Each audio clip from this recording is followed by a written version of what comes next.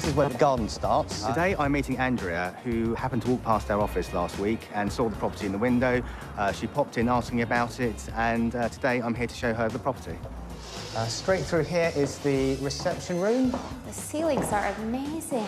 I love this neighborhood because it's close to where my husband works. It's close to Hyde Park, which is really ideal when you've got two big dogs that you need to get tired. We've been renting for our whole time here in London, and we're just ready to kind of have a home of our own.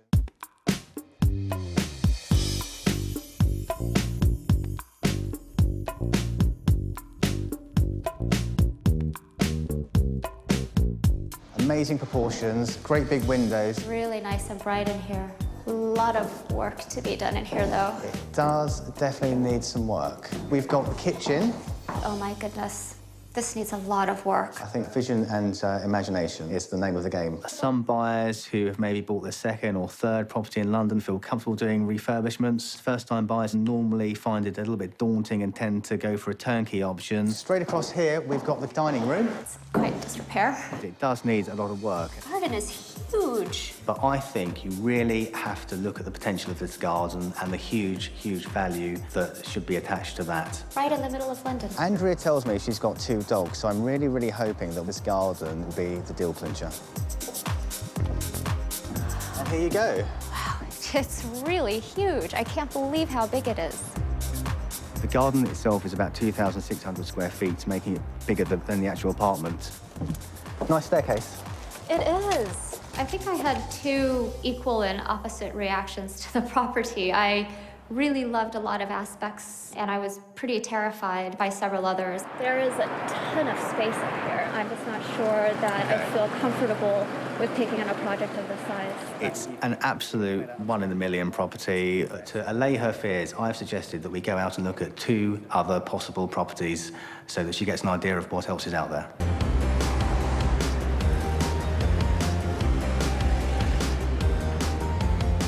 So you've got the 6 windows there. Wow, all onto Hyde Park. Very Absolutely. nice. Today I'm meeting Andrea. She's been renting in Hyde Park Estate and is determined to buy here. But I'm really curious to see what else is out there. This property offers a turnkey solution. All she has to do is literally turn up with a suitcase and she's in. So here we are, Hampshire House. Ah, nice and shiny.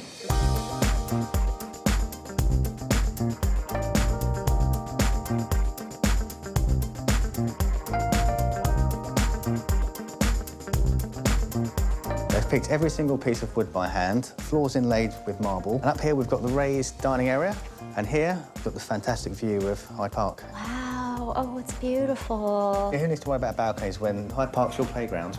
This property search has been really challenging, looking for a decent amount of outdoor space for our dogs, and it's not that easy in London to find places that are actually pet-friendly in the first place. Study area.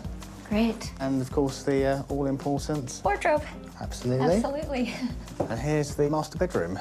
Oh, it's lovely. It's nice and bright. Good size, isn't it? Yeah, the ceiling detail is very interesting as well.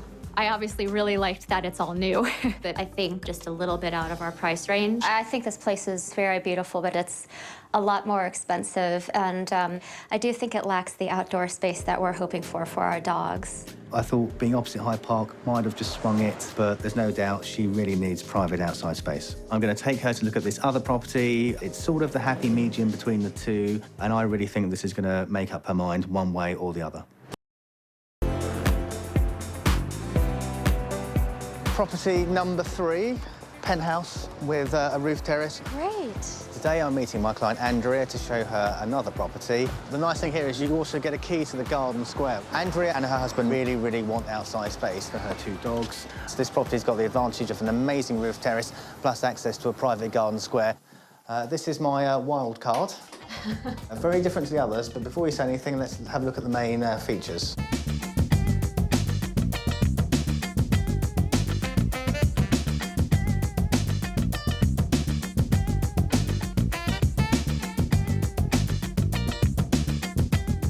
So this is the main bedroom. Again, views over the square. Ensuite bathroom here with a classic English roll-top bath. It's a little small for a master bedroom. Yeah, I think you need to imagine it just done up nicely like the other flats. Andrea was sort of taken aback by the decor. It's not quite got the same grandness of the other two properties she saw. The real reason I took you here is upstairs, so should we go take a look? Sure. A bit of a climb, but not too bad. This is the one thing which I think might possibly change your mind. So, here we are.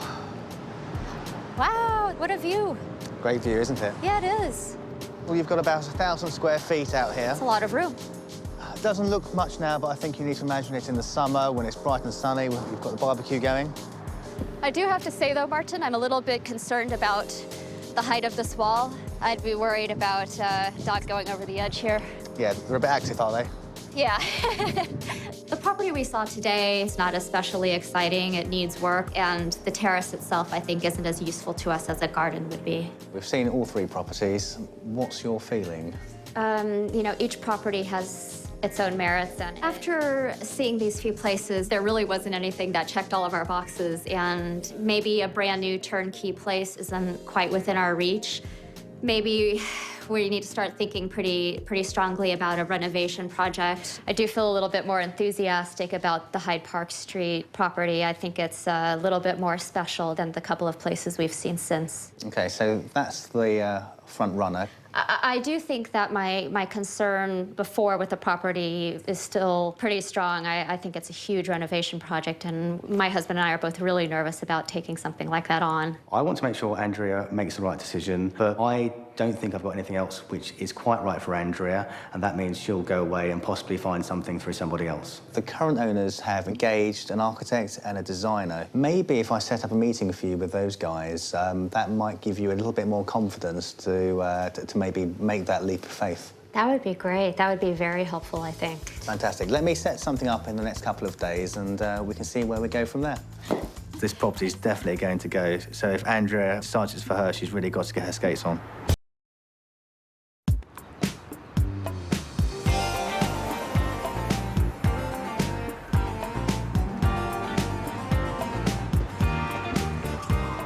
Hi, how are you?